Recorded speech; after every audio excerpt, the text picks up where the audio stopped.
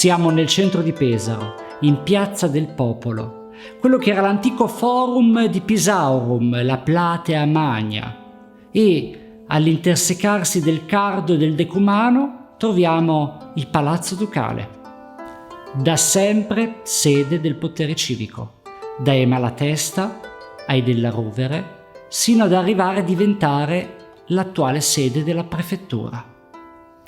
Difatti qui esistevano le prime case malatestiane abitate da quel ramo dei Malatesta pesaresi che, prima da podestà e poi da signori, governarono Pesaro dal 200 al 400. Poi, con l'arrivo degli Sforza, questo palazzo crebbe. Dobbiamo ad Alessandro Sforza la costruzione dell'avancorpo, caratterizzato da quell'elegante facciata rinascimentale che si affaccia su Piazza del Popolo, e del grande salone metaurense.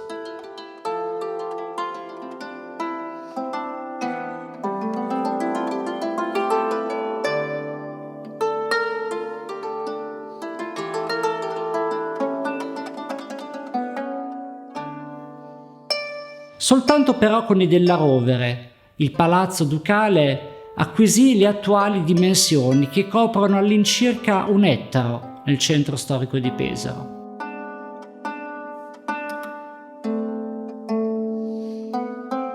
Ai Della Rovere difatti dobbiamo la decorazione delle sale del piano superiore degli appartamenti del Duca e della Duchessa, con gli stucchi realizzati da Federico Brandani, le decorazioni aggrottesche probabilmente riferibili a Taddeo e Federico Zuccari. Tra questi ambienti sicuramente il più affascinante e anche il più intimo è il cosiddetto Bagno di Lucrezia.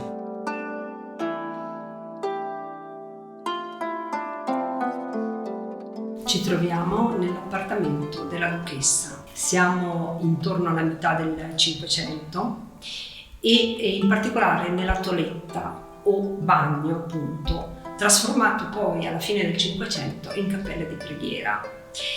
I pesaresi amano chiamare questo luogo il bagno di Lucrezia Borgia, ma Lucrezia Borgia, che venne sposa a Giovanni Sforza alla fine del 400, non poté vedere questi ambienti. Invece sua nipote Lucrezia d'Este visse a Pesaro come sposa di Francesco Maria II Della Rovere. L'intero ambiente, sia le grottesche, così come il pavimento e la porta d'ingresso del bagno, sono conservate così come lo erano nel Cinquecento.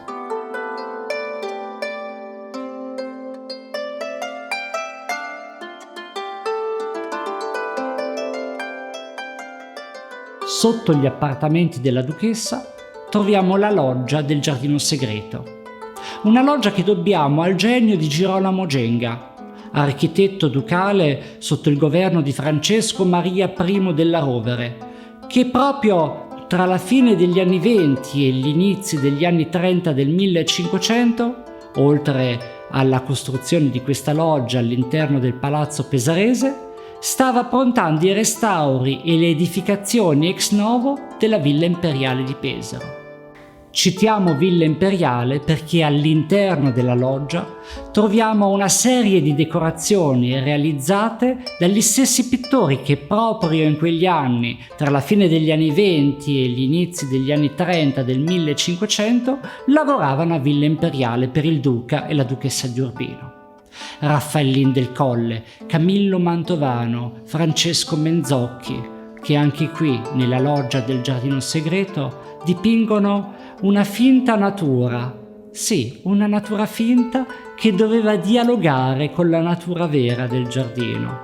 E allora ritroviamo, ahimè, in stato lacunoso, delle decorazioni di alberi con ricche fronde che si stagliano su un azzurro cielo. Sul soffitto troviamo poi degli arazzi dipinti con delle scene allegoriche probabilmente legate proprio a Francesco Maria I Della Rovere. A fianco di questo ambiente più grande troviamo una stanza più piccola, sempre con delle decorazioni a boscareccia. Qui Tra le piante troviamo le querce, simbolo araldico della famiglia, che si stagliano su un cielo popolato da aquile, un altro simbolo araldico dei Montefeltro della Rovere.